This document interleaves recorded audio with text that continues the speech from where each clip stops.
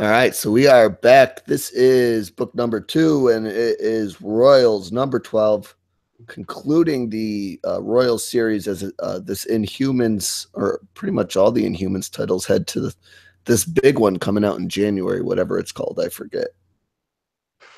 Judgment Day. Yep, there you go. It's a one shot. Then I guess it's going to put Inhumans to bed for a while, I guess. Yeah.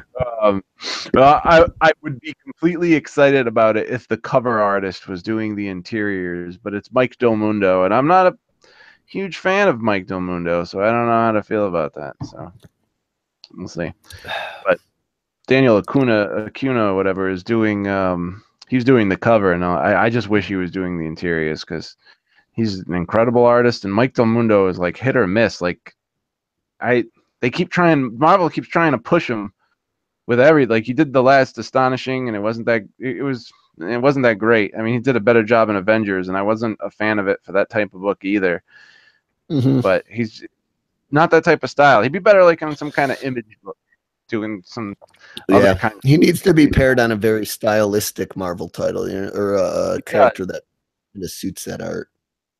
He really does. And they'll just throw him on anything. It doesn't matter. Like they'll put him on Spider-Man someday. Like I don't know. Whatever. He used to have a different kind of style. Like I found like an older issue in the mid 2000s, 2006, 2008, and his style was like regular penciled. It wasn't like kind of painted the way it is. So we should go back to that. Anyway, Royals number 12, written by Al Ewing, art by Javier Rodriguez and Kevin Labranda, with inks by Kevin Labranda and Alvaro Lopez, and colors by Jose Villarrebuya. It's a better attempt than I could get out. Villarrebuya. That sounds right. And Jordi Belair. So everybody knows Jordi Belair. She's about as well known as the letterer for this issue, Clayton Cowles. Virtual calligraphy, covered by Javier Rodriguez. Those beautiful covers. So the solicit goes a little something like this: the Royals have what they want. What does that say? Yeah, the Royals have what they went beyond the edge of space for: the mystical element Primogen, the catalyst to saving the inhuman race. But in the future, the last inhuman pays the price for their defiance as the progenitors return to Earth. 5,000 years on, is it too late to avert Judgment Day? Oh, ... Judgment Day, question mark. I guess we'll find out in January. So we start this issue off right from where the last one ended, with the Inhumans fleeing the progenitors' home planet with a burnt to a crisp Marvel Boy, aka Novar, on the run after Gorgon, now presumed dead, destroyed it with the Super Stomp after being supercharged by the Primogen. So like Marvel Boy went into fight, and one of the progenitors came up and just fucking roasted him to a crisp. So now he's all like trying to heal because he's got all those Kree super genes, insect super genes or whatever. So he's healing, but he's still out of the game for now. And then Gorgon stayed behind so everybody could get away, and he supercharged himself with the Primogen, gave a gigantic stop that just destroyed the whole fucking planet. And now they're on the run, and they're flying through space because Flint and Crystal combine their powers. Crystal can break carbon dioxide down to fresh oxygen, and Flint can fly them because they're like in the middle of like a crystal or whatever, or some kind of rock, and he's supercharged through the Primogen too. And in the past few issues, if you've seen Flint, he's all fucked up with that crystallized arm, and half of his head is crystallized because he touched the Sky Spear, which is made out of Primogen, and he got supercharged. And that's not even the end of what's going to happen to him. The poor guy. Like when later on in this issue, when you realize who he is and what he becomes, I just kind of feel bad for him because it just doesn't. His power, like him getting supercharged, just doesn't seem like like it's worth it. Anyway, so they're on their way to Earth. And Maximus does the math, and he knows it can't last long enough for them to make it to Earth. So he knows Marvel Boy's pocket battlefield alters local physics, and it could theoretically create a wormhole so they can escape through it to get home. But he also knows in order to learn it, in order to learn his way around the tech and make it do what he needs it to do and also what it wasn't built for in the first place, he's going to have to be smarter. And since he knows his super intelligence is a gift from Terrigen, he's going to have to use the Primogen to supercharge himself to get a little smarter and make it happen. But he gets like a little unexpected surprise. So when Maximus first got hit with Terrigen when he was in utero, because when his parents subjected him and Black Bolt to a Terrigen mist when they were still in their mom. That's why one of the reasons why they're so powerful in what they do. He saw every moment of his life from birth to death at once, and it's what drove him crazy. That's why they call him Maximus the Mad, because He's nuts. do that to a baby. Yeah, he's nuts. Do that to a baby. Like show them right when they're born, and you introduce the Terrigen mist. You show like everything, their whole entire life from birth to death. It's going to leave them a little off. So breathing in the Primogen had a similar effect on him, but instead he sees it clearly, and it also expands his life, thus explaining why he is the last Inhuman in this story, and he's still alive 5,000 years in the future. So he sees everything from birth to death again, but he sees every variation in every possible outcome. This is where it gets a little crazy. So this book gets fucking insane. So meanwhile, jumps to the future. It does. It jumps to the future, but at the same time, well, I'll get to it. So meanwhile, 5,000 years in the future, the progenitors have landed on Earth for a last stand with Maximus, Marvel Boy, but now he's Novar the Accuser, and the Moon King, a.k.a. Flint, because Flint turned into giant crystal monster who's called the Moon King now, and who's got a skeleton upside down inside of him. That was probably my favorite part. Yeah, inside of this like crystal body, and he's super overpowerful, but that's because of the Primogen. And I kind of feel bad for him because it's just not a kind of life you want to live. Like ended up as a fucking skeleton inside like this giant rock crystal body. Like just doesn't sound fun. So I would like to hear this because like they hint he like sees out of his crotch. It's a horrible life. You know what I'm saying? Like you see this one panel, he's looking through his crotch his whole life. And, when they touch on the battle that happened before this and when everybody supercharged themselves and how he became like the Moon King and everything, I'm like, there's a story there that I'm kind of curious and would want like, if you ever want to like write out a beat or something, Al Ewing, like I'd like to hear the story of the Moon King. But so we also discover some facts that old Maximus is relaying to young Maximus, because as he is seeing his his past and his future, something's happening in the future with old Maximus that I'm going to get into later, that's allowing them to communicate with each other. So he's relaying all this information, like the Kree were created by the progenitors as an experiment, and in turn, as we all know, the Kree created the Inhumans. So it's kind of like, I don't know, like father like son kind of thing. Like, the Kree did this to them, and somebody did it to the Kree. So the progenitors tried to find out more about the Inhumans via the Sky Spears, which made the Inhumans aware of the progenitors, because this is what set them on their journey, was the Sky Spears showing up at Inhuman sites all over the world. And then they weren't searching for them, and they stole their shit, which is the Primogen, which we find out to the progenitors are just batteries and easily farmed and essentially worthless to them, but not to Inhumans with their genetic alterations. And it's not really the reason why the progenitors come to Earth in the first place in this future story, why they're fighting them. It was because they saw the potential in the Inhumans, which was the whole game plan for all their genetic experiments to begin with. See, when the Inhumans attacked them and won, that's when they became of some use as potential raw material to fill in the gaps of their knowledge. The humanity did so well with their genetic alterations, unlike the Kree, because that's what the Inhumans are accomplishing here, is what the progenitors wanted to happen with the Kree, but their evolution just didn't carry on the way it did for inhumanity when you introduced the Primogen. So so they figured, they come to Earth and experiment on what's left with humanity. Like, it's so so big, and it's so much information for just one issue. It's just kind of ridiculous. So they figured they'd come to Earth and experiment on what's left, turn them into Inhumans and use the Primogen, because their ultimate goal, which comes at the end of the issue, it's just crazy. So the progenitors came to Earth after the Inhumans fled, like in the beginning of the issue, and they went to war. All the Inhumans supercharged themselves with the Primogen to become ultimate weapons, but they ended up losing.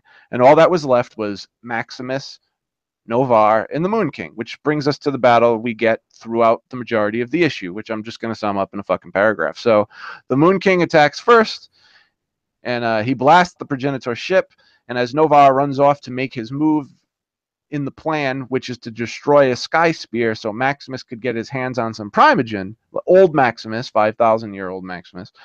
As he makes his way to the ship, a commander-class progenitor that is a combo of Medusa and Black Bolt come out of the door and screams, which vaporizes Novar, but also shatters a sky spear.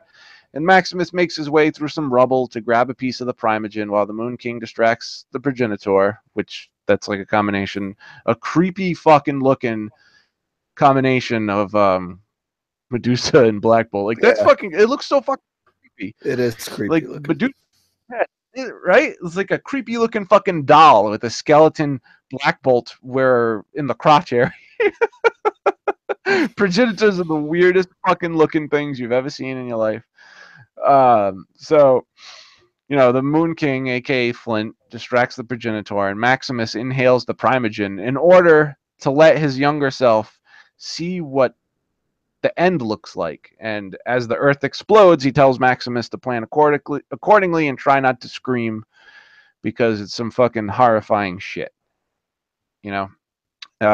So then we flash back to the present time with them all flying through space, and Maximus just fucking screams his head off. Crystal asks him what's wrong, and he starts screaming about all that he saw, his future self, the death of the Earth. He tells them that, they can't fight the progenitors. What does he say? He says they can't fight them. If they fight them, they become them, like when they lose. And that's a part of their system. See, what the progenitors, the whole entire point of this is just to, they're kind of like the Borg from Star Trek. Like, they assimilate, like, the whole point of these genetic experiments is to make them better, make them more powerful, and then assimilate that into their culture, so they kind of win. Like, that's, if you ever watch Star Trek, that's what the Borg do. They come to your planet, they make you them, and then they take your technology and make it a part, or your technology and your genetic advantages, and they use it for themselves. And that's basically what the progenitors are. They're like giant Borgs that look like Celestials. So he saw it all, and he doesn't know how to stop it. And Medusa says that, she does. She says if the progenitors are coming for them, then they're just going to go to the progenitors first. And if they can't win when they fight, then they'll cheat. And then that's what Judgment Day is going to be all about. That's what this one shot's all leading. This is what all leading to that one shot is the Inhumans fighting back and trying not to be assimilated and trying to save the Earth in the process, because now the progenitors know that they could take 7 billion people, turn them into fucking Inhumans, and then use the Primogen, supercharge them, and then just assimilate them all into their culture and just become way more ridiculously powerful than they already are, because they were really hard to beat in the first place when they got to their home planet. So really, really hard. If you've ever read an Al Ewing book, it's pretty much in the same vein. Like, if you've read Ultimates or anything that he's done where he planned out a big story, like he's done stories like New Avengers, Mighty Avengers, where I don't think he did something as big as this. Like, this is more in the vein of Ultimates, where he's taking everything that Charles Soule did, some stuff before that, and he's trying to make it all like culminate on this one giant like story. And that's what he did with Royals, and he's going to end it all in Judgment Day, which I appreciate. I enjoyed it. I enjoy the thought. I don't know if I like.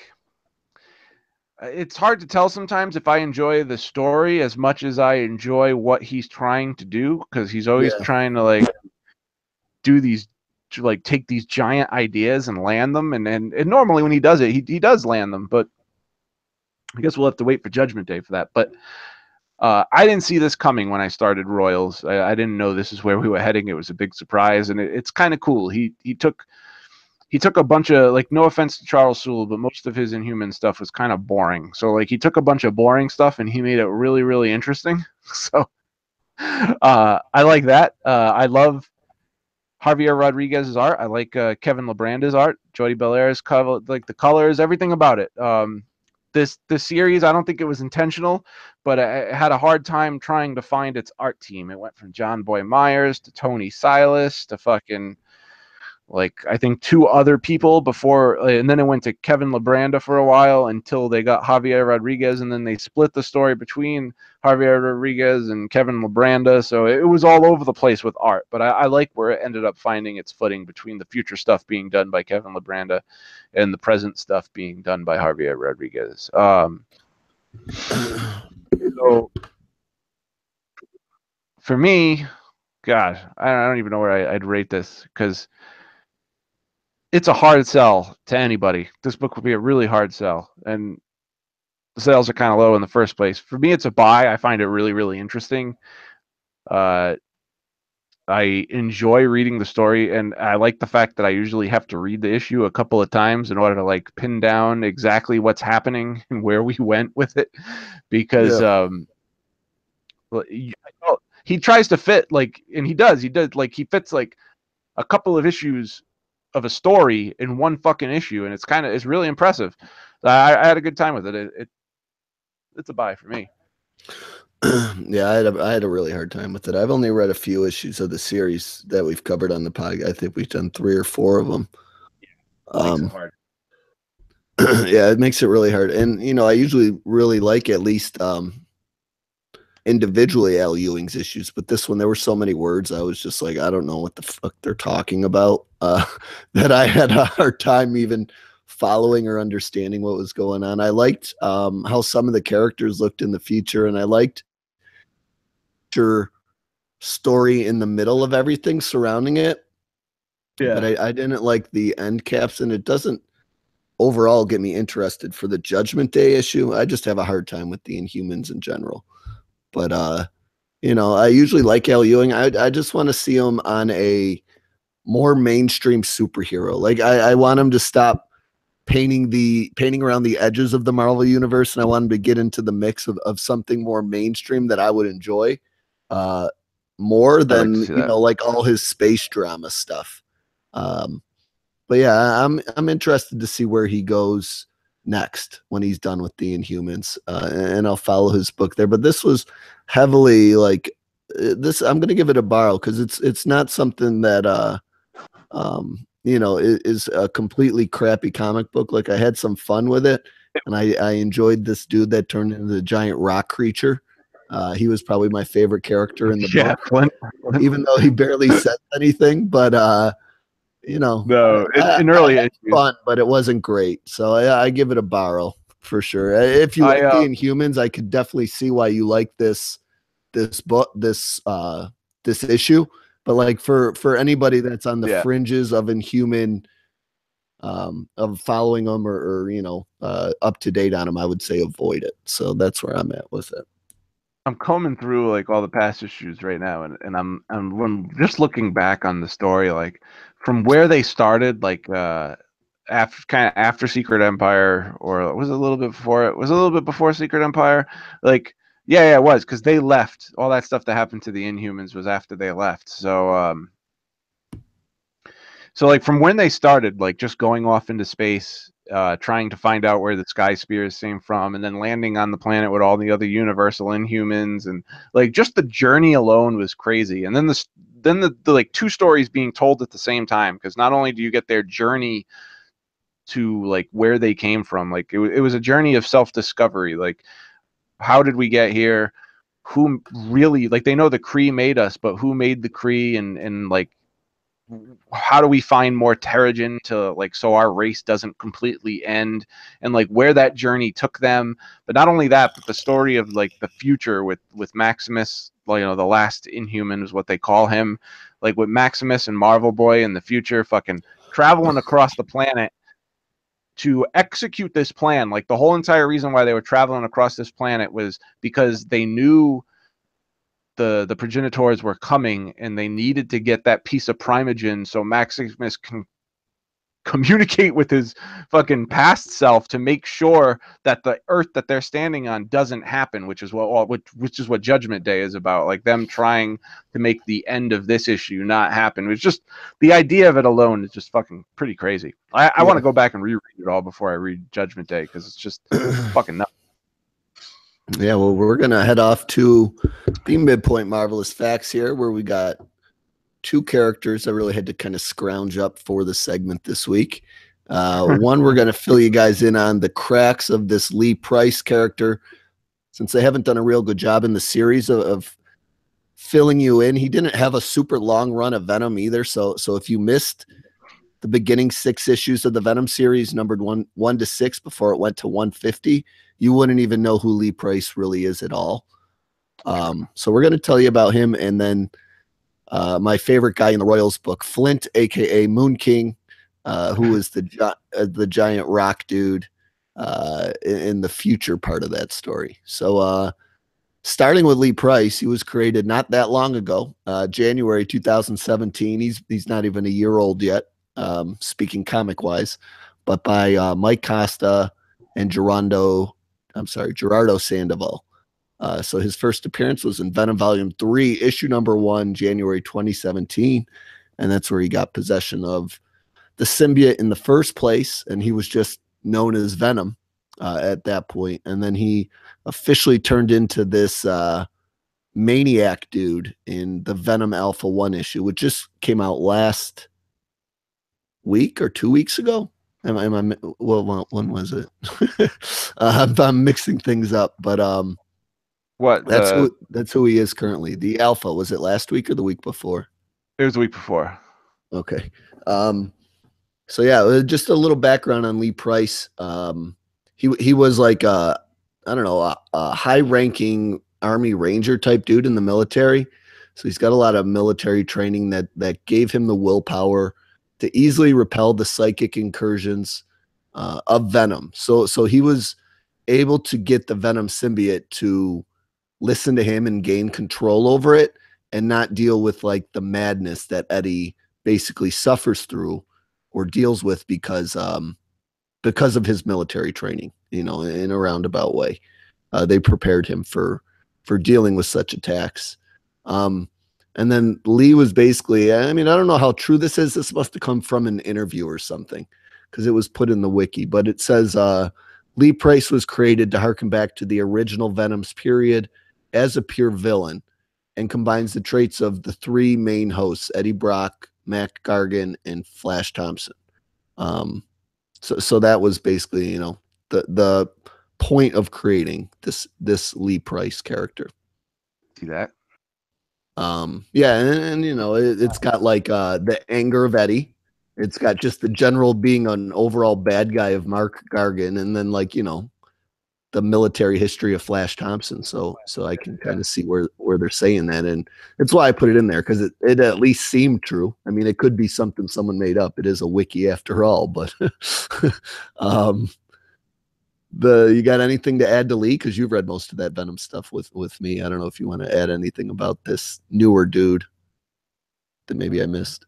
No, you pretty much nailed it. I mean, the thing about Lee is like, he was a bad guy, but I never think like from the series, like when the time he was Venom in the book, I never thought like this is like where he would end up, because he was a bad guy, but he wasn't this bad. Like he didn't have these type of grand ideas, So right.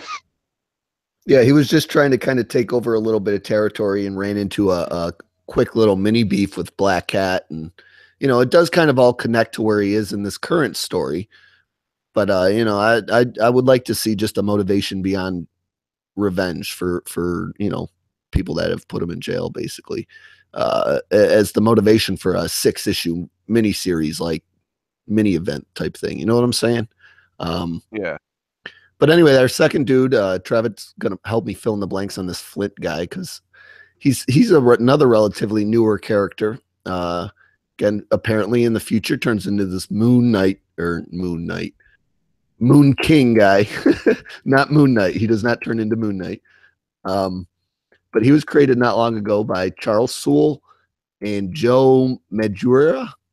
Yeah. To pronounce. First appearance was Inhuman #3, came out in 2014, October-ish. And really his main power is called geokinesis or geokinesis, however you pronounce it. It allows him to basically manipulate the earth around and within him to a degree. Anytime he uses his powers, what appears to be a greenish lightning appears around his arms and connects him to the earth that he controls. So he's got some pretty cool power. He can throw earth at you. He kind of develops a rock armor around himself at points in time, which gives him increased strength and durability and things like that. So I thought his powers in general were pretty cool. And then the only other real fact I have about him, because his story is just kind of a general Inhuman transformation story from the wiki that I read. He seems to be dubbed in the future Moon King for some reason or other. He's got some super powerful powers. He's trying to take down a giant spaceship all by himself. So you know he can really fuck shit up. But they don't seem to be like manipulating Earth-based powers. It's like a crystal rock type power. Yeah. I would like to know more about that, dude. Like you mentioned, that kind of seems like a cool story. How Flint turns into Moon King. Yeah. And the steps that consists of. I would read that story, but it was because the Sky Spear and the Primogen supercharged him, and it happened slowly. Like his hand started to turn to that crystal shit, and then it just started to run up his arm. And like as time goes on, he just becomes more and more powerful. And I guess his body just skeleton turns upside down on the inside of the rock. I'm actually looking at the issue right now of his first appearance, #3, where he gets, I guess, Lash, another new Inhuman creation of Charles Soule after Black Bolt and Maximus released the Terrigen Cloud during Infinity, Hickman's Infinity. They had that story called Inhumanity, and out of Inhumanity we got Inhuman by Charles Soule. And I'm looking at his origin right now where he's taken to Orlon by Lash, and he's got like rocks all over his face and shit. I got to read this series. I've been meaning to read it for over a year, and I still haven't read it. So, but I've been too, because it tells. That'll wrap up. Unless you got anything else to add about Flint there, and we're going to wrap up Flint because I again, it seems just like a general. I was trying to pick something out to talk about him for, and it just seemed kind of like a general Inhuman origin story was brought there by Lash. Lash is the blue dude with the dreadlocks from like the TV show S.H.I.E.L.D., isn't he? Yeah. They used him in S.H.I.E.L.D. From the Soul series. He had big roles in this as a new human, and then there was a book called All New Inhumans by Soul and Stefano Casilli. It was only 11 issues, but it was where it was during like right before IVX, and it dealt with most of the new humans led by Medusa's sister Crystal. They were going all over the earth trying to grab up new Inhumans as they went through Terrigenesis. But I haven't read those series. I just read the main ones, so I got to get better acquainted with these new humans. Yeah, I know there's a lot of them roaming around out there, but we're gonna wrap up the midpoint facts, send you guys off to Star Wars number 40. Forgive my lack of Star Wars knowledge. Trevor does his best to talk me through it, and we'll be right back. All right, so I got sign out segment, like a couple year-end questions. I didn't even want to think about it too much. Just say your favorite Marvel title, and then maybe like most disappointing title or storyline of the year. And then next week we'll do like writers, and then the week after we'll do like artists. So then we'll wrap it up that way for sign out segments. I figured. I knew my disappointing right away. It's X-Men Gold. Yeah, I was gonna say IVX because I didn't really like that either. No, that was that. Yeah, that was disappointing too. That was disappointing. Wow. And then my favorite, I was actually gonna say, I think, is Old Man Logan. Like it's just been so consistently pretty good. It's like my good. Mine's Guardian. But yeah, here we go. Galaxy. All right, so that was Star Wars 40, and we're gonna wrap things up for you guys here tonight. We got a neat little sign out thing we're gonna do through the end of the year here. We got before 2018. After this one. So this week we're going to tell you guys favorite and most disappointing titles or storylines. And then next week we're going to do writers. And then the week after that we'll do artists. So it'll be a good way to wrap up our sign out segment for the year. But personally, my favorite or most consistent title I've had the best time just revisiting and reading has been Old Man Logan. And that's even through, a creative change pretty much midway through the year. It's just remained, between the Hulk story that Brisson started out with was just really good. And then the, Lemire's conclusion to the run was also really good. I've just had a fun time, and it's been the most consistent Marvel title for me. And just one I don't even think about really dropping or being sick of. And I'm pretty actually excited for this Old Man Hawkeye coming out because of the quality just surrounding the general Old Man Logan title. I'm a little nervous it might be ending soon with all this new Wolverine stuff going on, but I have no hints of that actually happening in the news or anything like that, or even sales wise, because it still sells pretty good. So it does. I don't know if you want to address that one before we move on to disappointing here. I think it's going to be a while before we see the regular Wolverine come back in the mainstream. Yeah, I do. Regular book. I do too. I think it'll probably be not until September or maybe the end of the year that he actually gets his own title or something. Yeah, they're gonna milk it for a while. Yeah, I definitely think so too. My favorite this year is definitely, and anybody who knows me could totally guess what I'm gonna pick. It's Guardians of the Galaxy. Well, started off all new Guardians of the Galaxy, but now it's just regular Guardians of the Galaxy. I fucking love that book from the free comic book day issue all the way through. I took a chance on it. When it first came out, I was at the comic book store. I saw it and I was like, you know what? I've always wanted to get into it because I like the movies. I didn't have much experience with Guardians of the Galaxy. It was never a book that I gravitated towards, and Bendis's run was always well too far in by the time I got back into comics that I just never took a chance to start on a new storyline. And so when a new book came out, I was like, I want to try it out, but I wasn't too familiar with Jerry Duggan, didn't want to take the chance. And then I got the free comic book day issue and I read that and I really enjoyed it. So the next week when I went to the comic book store, I grabbed issue number 1, I read it, and I just fucking loved it. Aaron Cooter, if anyone remembers him from Action Comics with Greg Pak or Death of X, he did the first issue and the second issue, and then he did half of the 2 issues after that with Javier Garrin. Was just fantastic. I love the story. It's leading to this gigantic big Infinity story, and I could see that from the beginning. I could see that it was going to somewhere huge, and it had a lot of comedy, had a lot of action. It was always well written, always kept me engaged, and it was just a lot of fun, a lot of colorful fun, and highly recommend that to anybody who wanted to hop on. It was a great jumping on point. I didn't feel like I had to read the Bendis series to get this series. In fact, I felt like I never have to check out the Bendis series to enjoy this. Yeah, no, you don't even really have to. I've read some of it, but a lot of fun. Yeah, so those are 2. If you haven't been reading everything and then you're wondering what to give a shot of just things out on the shelf right now, even though Guardians is coming to a conclusion, but I'm sure it'll come back out sooner or later.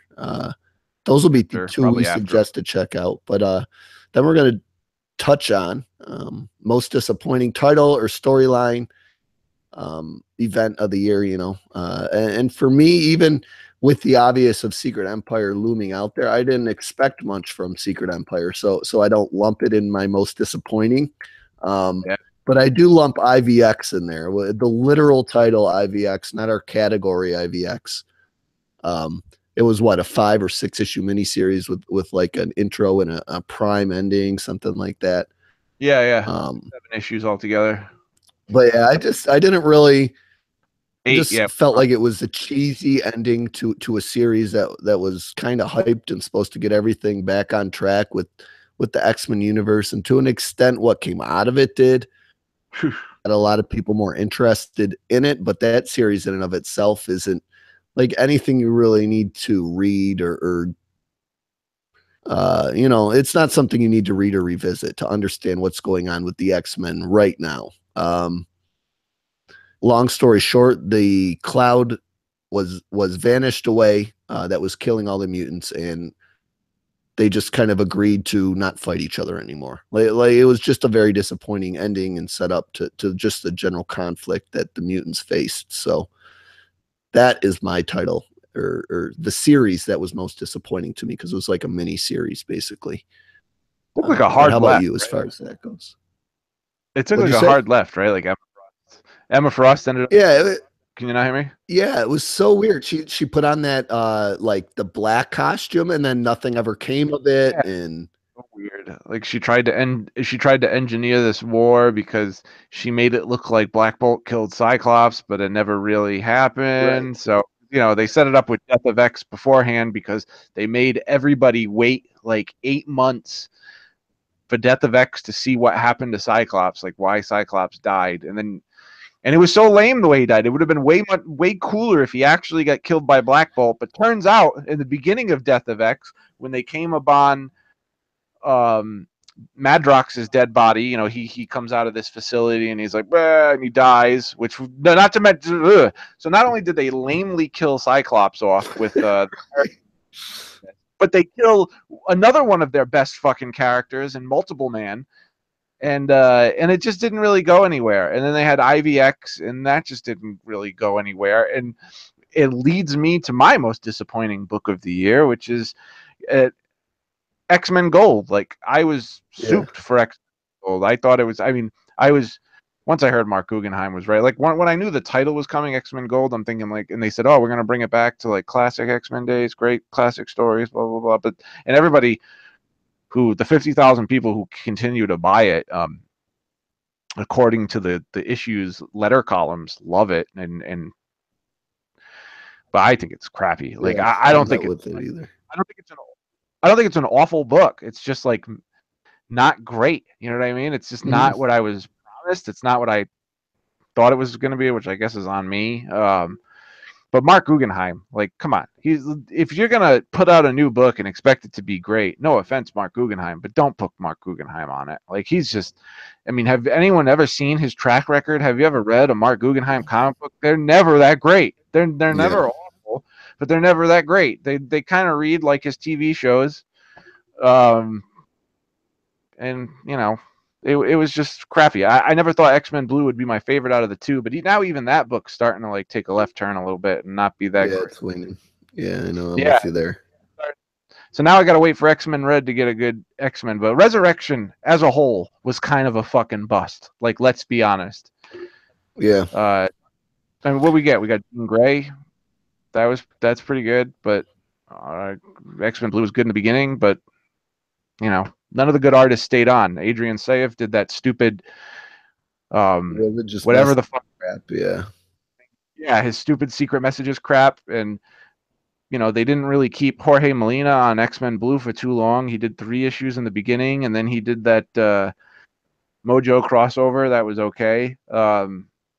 But that's it. Like, and then you had this we had Corey Smith during Secret Empire. That was pretty good. But the artists rotate too much because the bi-weekly schedule is strangling these books. It needs to stop. Yeah. Disappointing.